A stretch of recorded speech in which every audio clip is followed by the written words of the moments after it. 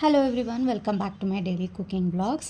ಇವತ್ತಿನ ವಿಡಿಯೋದಲ್ಲಿ ನಾನು ಬೆಳಗಿನ ಬ್ರೇಕ್ಫಾಸ್ಟ್ ಜೊತೆಗೆ ಮಧ್ಯಾಹ್ನ ಲಂಚ್ಗೆ ಏನೇನು ಮಾಡಿದ್ದೆ ಅನ್ನೋದನ್ನು ತೋರಿಸ್ತೀನಿ. ಇದು ಬಂದು ಸ್ಯಾಟರ್ಡೇ ದಿನದ ವ್ಲಾಗ್ ಆಗಿರುತ್ತೆ.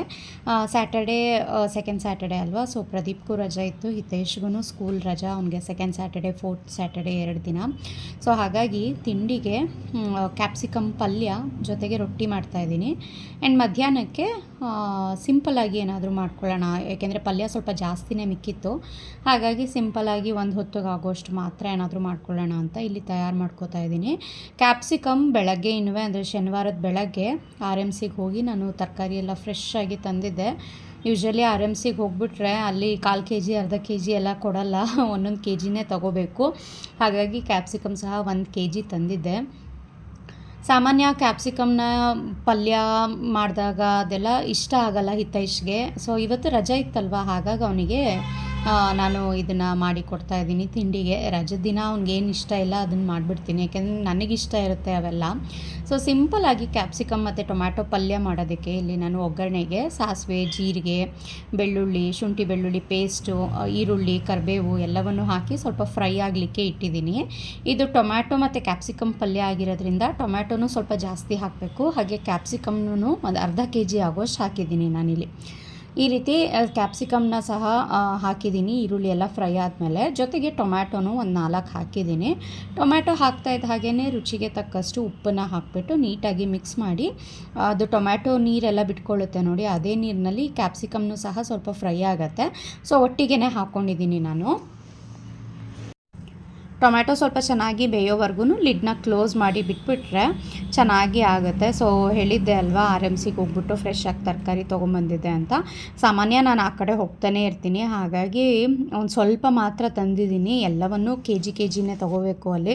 ಹಾಗಾಗಿ ಬೀನ್ಸು, ಕ್ಯಾರೆಟ್ ಅಂತೂ ಬೇಕೇ ಬೇಕು ಮನೆಗೆ. ಆ್ಯಂಡ್ ಬೆಂಡೆಕಾಯಿ ಅಂತೂ ಅರ್ಧ kg ತೊಗೊಂಡ್ರೂ ಇಷ್ಟ ಆಗಿಬಿಡುತ್ತೆ. ಪಲ್ಯ ಎಲ್ಲ ಮಾಡಿದಾಗ 1 kg ಬೇಕೇ ಬೇಕು.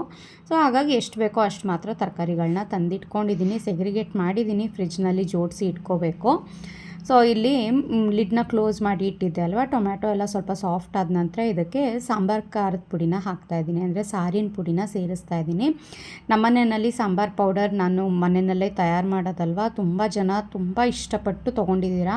ಆ್ಯಂಡ್ ಇದು ಮೀಡಿಯಮ್ ಸ್ಪೈಸ್ ಇರುತ್ತೆ, ತುಂಬ ಖಾರನೂ ಇರೋಲ್ಲ, ತುಂಬ ಲೈಟಾಗಿ ಖಾರನೇ ಇಲ್ಲ ಅನ್ನೋ ರೀತಿಯಲ್ಲೂ ಇರೋಲ್ಲ, ಮೀಡಿಯಮ್ ಸ್ಪೈಸ್ ಇರುತ್ತೆ. ಆ್ಯಂಡ್ ಸ್ವಲ್ಪ ಫ್ಲೇವರ್ಫುಲ್ಲಾಗಿ ತುಂಬಾ ಚೆನ್ನಾಗಿರುತ್ತೆ ಇದು ಟೊಮ್ಯಾಟೊ ಬಾತ್ಗೆ, ಈ ರೀತಿ ಪಲ್ಯಗಳಿಗೆ, ಸಾರಿಗೆ ತುಂಬಾ ಚೆನ್ನಾಗಾಗುತ್ತೆ ಟೇಸ್ಟು. ಒಂದು ಸಲ ಟ್ರೈ ಮಾಡಿ ನೋಡಿ, ಸಕ್ಕತ್ತಾಗಿರುತ್ತೆ. ಸಾಂಬಾರು ಪೌಡರ್ ಹಾಕಿ ನೀಟಾಗಿ ಮಿಕ್ಸ್ ಮಾಡ್ಕೊಂಡಿದ್ದ ನಂತರ ಇದಕ್ಕೆ ಒಣ ಕೊಬ್ಬರಿ ತುರಿ ಹಾಕಿದ್ದೀನಿ. ಬೇಕಿದ್ರೆ ನೀವು ಹಸಿ ತೆಂಗಿನಕಾಯಿ ತುರಿನಾದರೂ ಸಹ ಸೇರಿಸ್ಬೋದು. ಹಾಗೆಯೇ ಕೊನೆಯಲ್ಲಿ 1 ದೊಡ್ಡ ಚಮಚ ಆಗೋಷ್ಟು ಹುಚ್ಚೆಳ್ಳು ಪುಡಿನ ಹಾಕ್ತಾಯಿದ್ದೀನಿ. ಇದು ಹುಚ್ಚೆಳ್ಳು ಚಟ್ನಿ ಪುಡಿ, ಪ್ಲೇನ್ ಹುಚ್ಚೆಳ್ಳು ಪುಡಿನೂ ಸಹ ನೀವು ಪುಡಿ ಮಾಡ್ಕೊಂಡು ಹಾಕ್ಕೋಬೋದು. ಚಟ್ನಿ ಪುಡಿ ಹಾಕಿದ್ರೆ ಇನ್ನೂ ಫ್ಲೇವರ್ಫುಲ್ಲಾಗಿ ಚೆನ್ನಾಗಿರುತ್ತೆ. 1 ಟೇಬಲ್ ಸ್ಪೂನ್ ಹಾಕ್ತಾಯಿದ್ದೀನಿ, ಜಾಸ್ತಿ ಏನು ಹಾಕೋದು ಬೇಡ. ಹುಚ್ಚೆಳ್ಳು ದೇಹಕ್ಕೆ ತುಂಬಾ ಒಳ್ಳೆಯದು. ಯಾರ್ಯಾರೆಲ್ಲ ಇನ್ನೂ ಟ್ರೈ ಮಾಡಿಲ್ಲ, ಹುಚ್ಚೆಳ್ಳೇ ತಿಂದಿಲ್ಲ ನಾವು, ಹೇಗಿರುತ್ತೋ ಏನೋ ಅಂತ ಅಂದವರು, ಬೇಕಿದ್ದರೆ ನಮ್ಮ ಹೋಮ್ಮೇಡ್ ಪ್ರಾಡಕ್ಟ್ಸಲ್ಲಿ ಹುಚ್ಚೆಳ್ಳು ಪುಡಿ ಸಿಗುತ್ತೆ, ಅದನ್ನು ತೊಗೊಂಡು ನೀವು ಈ ರೀತಿ ಪಲ್ಯಗಳಿಗೆ 1 ಸ್ಪೂನ್ ಹಾಕಿದ್ರೆ ಒಳ್ಳೆ ಟೇಸ್ಟ್ ಬರುತ್ತೆ. ಸೊ ಇದು ನೀಟಾಗಿ ಬೆಂದಿದೆ. ಎಣ್ಣೆ ಎಲ್ಲ ಸಪ್ರೇಟಾಗಿ ಆದ ನಂತರ ಸ್ವಲ್ಪ ನಿಮ್ಮ ಗ್ರೇವಿ ಕನ್ಸಿಸ್ಟೆನ್ಸಿ ನೋಡಿಕೊಂಡು ನೀರು ಹಾಕ್ಕೋಬೋದು. ತುಂಬ ಜಾಸ್ತಿ ನೀರು ಮಾಡ್ಕೊಳ್ಳಿಕ್ಕೆ ಹೋಗಬೇಡಿ, ಇದು ಸೆಮಿ ಲಿಕ್ವಿಡ್ ಸ್ಟೇಜ್ನಲ್ಲೇ ಇರಬೇಕು. ಸೊ ಫೈನಲ್ ಆಗಿ ಒಂದು ಸ್ವಲ್ಪ ಕೊತ್ತಂಬರಿ ಸೊಪ್ಪನ್ನು ಹಾಕಿಬಿಟ್ಟು ಲಿಡ್ನ ಕ್ಲೋಸ್ ಮಾಡಿದ್ರೆ ಕ್ಯಾಪ್ಸಿಕಮ್ ಟೊಮ್ಯಾಟೊ ಪಲ್ಯ ರೆಡಿ ಆಯಿತು.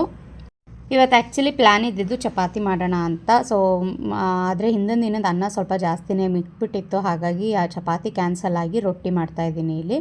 ರೊಟ್ಟಿ ಅಂತೂ ನಮ್ಮ ಹಾಸನ ಕಡೆ ದಿನ ಪೂರ್ತಿ ಡೈಲಿ ತಿಂಡಿಗೆ ಮಾಡಿದ್ರೂ ತುಂಬ ಇಷ್ಟಪಟ್ಟು ತಿಂತಾರೆ ಎಲ್ಲರೂ. ಸೊ ಹಾಗಾಗಿ ರೊಟ್ಟಿ ಸಾಮಾನ್ಯ ಆಗಿದೆ ನಮ್ಮ ಮನೆಯಲ್ಲಿ. ಅನ್ನ ಮಿಕ್ಕಿದಾಗೆಲ್ಲ ಈ ರೀತಿ ರೊಟ್ಟಿನ ಮಾಡ್ಕೊಬಿಡ್ತೀನಿ ನಾನು. ತುಂಬ ಸುಲಭ, ತುಂಬ ಬೇಗ ಆಗುತ್ತೆ. ಆ್ಯಂಡ್ ಅಕ್ಕಿ ರೊಟ್ಟಿ ಇಷ್ಟ ಇಲ್ಲ ಅಂತ ಯಾರಿಗೆ ತಾನೇ ಇಷ್ಟ ಆಗಲ್ಲ ಹೇಳಿ, ಎಲ್ಲರೂ ಇಷ್ಟಪಡ್ತಾರೆ. ಒಂದು ರೊಟ್ಟಿ ಜಾಸ್ತಿನೇ ತಿಂತಾರೆ ಈ ರೀತಿ ಹೆಚ್ಚಿಗೆ ತರಕಾರಿ ಹಾಕಿ ಪಲ್ಯ ಎಲ್ಲ ಮಾಡಿದಾಗ. ಸೊ ಡಿಫ್ರೆಂಟಾಗಿರುತ್ತೆ, ಖಂಡಿತ ಒಂದು ಸಲ ಟ್ರೈ ಮಾಡಿ. ಹುಚ್ಚೆಳ್ಳು ಪುಡಿ ಎಲ್ಲ ಹಾಕಿ ಸಕ್ಕತ್ತಾಗಿರುತ್ತೆ. ಸೊ ಇದು ಬೆಳಗಿನ ತಿಂಡಿಗಾಗಿತ್ತು. ಇನ್ನು ಮಧ್ಯಾಹ್ನಕ್ಕೆ ಪಲ್ಯನೇ ಸ್ವಲ್ಪ ಜಾಸ್ತಿ ಮಿಕ್ಕಿತ್ತು. ಸೊ ಹಾಗಾಗಿ ಸಿಂಪಲ್ಲಾಗಿ ಒಂದು ಮೊಸರು ಒಗ್ಗರಣೆ ಮಾಡ್ಕೊಬಿಡೋಣ. ಇನ್ನು ರೊಟ್ಟಿ ಪಲ್ಯ ಹಿತೇಶ್ ತಿಂತಾನೆ. ಹಿತೇಶ್ ಮೊಸರು ಅವ್ನು ತಿನ್ನೋದೇ ಇಲ್ಲ. ಹಾಗಾಗಿ ಈ ಮೊಸರು ಒಗ್ಗರಣೆ ಎಲ್ಲ ಅವ್ನಿಗೆ ಇಷ್ಟ ಆಗಲ್ಲ. ಒಂದು ಹೊತ್ತಿಗೆ ಮಾತ್ರ ಮಾಡ್ತಾ ಇರೋದು ನಾನು, ಮಧ್ಯಾಹ್ನಕ್ಕಾಗಷ್ಟು ಮಾತ್ರ. ಮೊಸರನ್ನ ಇಲ್ಲಿ ನೀಟಾಗಿ ಒಂದು ಸ್ವಲ್ಪ ನೀರನ್ನು ಹಾಕಿ ಬೀಟ್ ಮಾಡಿ ಇಟ್ಕೊಂಡಿದ್ದೀನಿ. ಈ ಕಡೆ ಪ್ಯಾನ್ಗೆ ಒಂದು ಸ್ವಲ್ಪ ಎಣ್ಣೆ ಹಾಕಿ ಸಾಸಿವೆ, ಜೀರಿಗೆ, ಹಸಿರು ಮೆಣಸಿನ್ಕಾಯಿ, ಇದಕ್ಕೆ ಸಾಂಬಾರು ಪುಡಿನೂ ಹಾಕ್ತೀವಿ. ಸೊ ಟೇಸ್ಟಿಗಷ್ಟೇ ಹಸಿರು ಮೆಣಸಿನ್ಕಾಯಿ ಒಂದು 2 ಸ್ಲಿಟ್ ಮಾಡಿ ಹಾಕಿದ್ದೀನಿ. ಜೊತೆಗೆ 1-2 ಈರುಳ್ಳಿ ಉದ್ದುದಕ್ಕೆ ಸ್ಲೈಸ್ ಮಾಡಿ ಹಾಕಬೇಕು, ಆವಾಗಷ್ಟೇ ಅದು ಚೆನ್ನಾಗಿರುತ್ತೆ ಟೇಸ್ಟು. ಸ್ವಲ್ಪ ಕರಿಬೇವಿನ ಎಲೆ ಮತ್ತು ಒಂದು ಸ್ವಲ್ಪ ಶುಂಠಿ ಬೆಳ್ಳುಳ್ಳಿ ಪೇಸ್ಟು, ಒಂದು 1/4 ಚಮಚ ಆಗುವಷ್ಟು ಇವಿಷ್ಟನ್ನು ಹಾಕಿ ಈರುಳ್ಳಿ ಚೆನ್ನಾಗಿ ಸಾಫ್ಟ್ ಆಗಬೇಕು. ಇನ್ನೇನು ಲೈಟಾಗಿ ಗೋಲ್ಡನ್ ಬ್ರೌನ್ ಕಲರ್ ಬರ್ತಾ ಇದೆ ಅನ್ನೋವರೆಗೂ ನಾವು ಚೆನ್ನಾಗಿ ಇದನ್ನು ಈರುಳ್ಳಿನ ಫ್ರೈ ಮಾಡ್ಕೋಬೇಕು. ಆ ಈರುಳ್ಳಿ ಫ್ರೈ ಮಾಡಿದಷ್ಟು ಅದೊಳ್ಳೆ ಸ್ವೀಟಿಶ್ ಟೇಸ್ಟ್ ಬರುತ್ತೆ ಅದು ಈರುಳ್ಳಿ, ಹಾಗಾಗಿ ಸಖತ್ತಾಗಿರುತ್ತೆ. ಸೊ ಈ ರೀತಿ ಚೆಂದ ಫ್ರೈ ಮಾಡಿದ ಮೇಲೆ ಇದಕ್ಕೆ ಜಸ್ಟ್ 1 ಸ್ಪೂನ್ ಆಗುವಷ್ಟು ಮಾತ್ರ ಸಾಂಬಾರು ಖಾರದ ಪುಡಿ ಅಥವಾ ಸಾರಿನ ಪುಡಿನ ಹಾಕ್ಕೋಬೇಕು. ಹಾಗೆಯೇ ನೀವು ಮೊಸರು ನೋಡಿಕೊಂಡು, ನೀವು ಎಷ್ಟು ಹಾಕ್ತೀರಾ ಮೊಸರು ಅದನ್ನು ನೋಡಿಕೊಂಡು ರುಚಿಗೆ ಉಪ್ಪನ್ನು ಸಹ ಸೇರಿಸ್ಕೊಳ್ಬೇಕು. ಇಲ್ಲಿ ನಾನು ಒಂದು ಸ್ವಲ್ಪ ರುಚಿಗೆ ತಕ್ಕಷ್ಟು ಉಪ್ಪನ್ನು ಸಹ ಸೇರಿಸ್ಬಿಟ್ಟು ಈಗ ಸ್ಟವ್ನ ಆಫ್ ಮಾಡಿ ಮಿಕ್ಸ್ ಮಾಡ್ತಾಯಿದ್ದೀನಿ. ಸಾಂಬಾರು ಖಾರದ ಪುಡಿ ಹಾಕಿದ್ಮೇಲೆ ಏನು ಜಾಸ್ತಿ ಹೊತ್ತು ಕುದಿಸೋದು ಬೇಡ, ಯಾಕೆಂದರೆ ಅದೊಂಥರ ಸೀದೋಗ್ಬಿಟ್ರೆ ಅದು ಟೇಸ್ಟ್ ಬರೋಲ್ಲ ಚೆನ್ನಾಗಿ. ಜಸ್ಟ್ ಈ ರೀತಿ ಮಿಕ್ಸ್ ಮಾಡಿಬಿಟ್ಟು ಇದು ಬಿಸಿ ಇದ್ದಾಗಲೇ ಮೊಸರು ಏನು ಬೀಟ್ ಮಾಡಿ ಇಟ್ಕೊಂಡಿರ್ತೀನಲ್ಲ ಅದನ್ನು ಸೇರಿಸ್ತಾ ಇದ್ದೀನಿ. ಅರ್ಧ ಲೀಟರ್ ಮೊಸರು ತೊಗೊಂಡಿದ್ದೆ, ಅದರಲ್ಲಿ 1/4 ಲೀಟರ್ ಆಗೋಷ್ಟು ಮೊಸರನ್ನ ಮಾತ್ರ ಆ್ಯಡ್ ಮಾಡ್ತಾ ಇದ್ದೀನಿ. ನಾನು ಮೊದಲೇ ಹೇಳಿದ್ದೆ ಇದು ಒಂದು ಹೊತ್ತಿಗೆ ಮಾತ್ರ ನಾನು ಮಾಡ್ಕೋತಾ ಇರೋದು, ಹಾಗಾಗಿ 1/4 ಲೀಟರ್ ಆಗುವಷ್ಟು ಹಾಕಿದ್ದೀನಿ. ಮೊಸರು ಜೊತೆಗೆ 1/4 ಲೋಟ ಆಗುವಷ್ಟು ಹಾಲನ್ನು ಸಹ ಸೇರಿಸ್ಬಿಟ್ಟು ನೀಟಾಗಿ ಮಿಕ್ಸ್ ಮಾಡಬೇಕು. ಯಾಕೆಂದರೆ ಇದು ಸ್ವಲ್ಪ ಹುಳಿ ಹುಳಿ ಇದ್ದರೆ ಅಷ್ಟಾಗಿ ಚೆನ್ನಾಗಿರಲ್ಲ, ಒಂಥರ ಹುಳಿ ಇರಬಾರ್ದು. ಫ್ರೆಶ್ ಮೊಸರಲ್ಲಿ ಮಾಡಿದ್ರೆ ಚೆನ್ನಾಗಿರುತ್ತೆ. ಈ ಸಲ ಪ್ಯಾಕೆಟ್ ಮೊಸರು ಸ್ವಲ್ಪ ಹುಳಿ ಇತ್ತು, ಹಾಗಾಗಿ ನಾನು ಸ್ವಲ್ಪ ಹಾಲನ್ನು ಸೇರಿಸಿದ್ದೀನಿ. ಇಲ್ಲಾಂದರೆ ಹಾಲು ಹಾಕೋ ಅವಶ್ಯಕತೆಯೇ ಇಲ್ಲ. ಸ್ವಲ್ಪ ಕೊತ್ತಂಬರಿ ಸೊಪ್ಪನ್ನು ಹಾಕಿಬಿಟ್ಟು ಮಿಕ್ಸ್ ಮಾಡಿದ್ರೆ ಇದು ಮೊಸರು ಒಗ್ಗರಣೆ ಬಿಸಿ ಬಿಸಿ ಅನ್ನಕ್ಕೆ ಸಖತ್ತಾಗಿರುತ್ತೆ. ಸೊ ನೋಡಿ, ಒಂದು ಅರ್ಧ ಗಂಟೆ ಬಿಟ್ಕೊಂಡು ಸರ್ವ್ ಮಾಡಿದ್ರೆ ಅದು ಸ್ವಲ್ಪ ಗಟ್ಟಿಯಾಗಿರುತ್ತೆ. ಹಾಲೆಲ್ಲ ಹಾಕಿರ್ತೀವಲ್ವ, ಮೊಸರು ಜೊತೆ ಅದು ಇನ್ನೂ ಸೇರಿಕೊಂಡು ಹೆಪ್ಪಾಗಕ್ಕೆ ಸ್ಟಾರ್ಟಾಗಿ ಇನ್ನೂ ಗಟ್ಟಿ ಆಗ್ತಾ ಇರುತ್ತೆ. ಬಿಸಿ ಬಿಸಿ ಅನ್ನಕ್ಕೆ ಜಾಸ್ತಿ ಈ ಮೊಸರು ಒಗ್ಗರಣೆ ಸಾರನ್ನು ಹಾಕ್ಕೊಂಡು ತಿಂತಾಯಿದ್ರೆ ಸಖತ್ತಾಗಿರುತ್ತೆ. ಅದರಲ್ಲೂ ಇವಾಗಂತೂ ಸ್ವಲ್ಪ ಬಿಸಿಲು ಜಾಸ್ತಿನೇ ಇದೆ. ಮಧ್ಯಾಹ್ನಕ್ಕಂತೂ ಸಖತ್ತಾಗಿರುತ್ತೆ ಟೇಸ್ಟು. ನೀವು ಮಧ್ಯಾಹ್ನ ಲಂಚ್ ಬಾಕ್ಸ್ಗೂ ಏನಾದರೂ ಅನ್ನ ಸಾಂಬಾರು ಆ ರೀತಿ ಕೊಟ್ಟು ಕಳಿಸ್ತೀರಾ ಅಂತ ಅಂದರೆ ಇದನ್ನು ಪ್ಯಾಕ್ ಮಾಡಿ ಕೊಟ್ಟು ಕಳಿಸ್ಬೋದು. ಸ್ವಲ್ಪ ಹಾಲು ಮುಂದೆ ಆಗಿ ಹಾಕಿ, ಆವಾಗ ಹುಳಿ ಬರಲ್ಲ ಜಾಸ್ತಿ.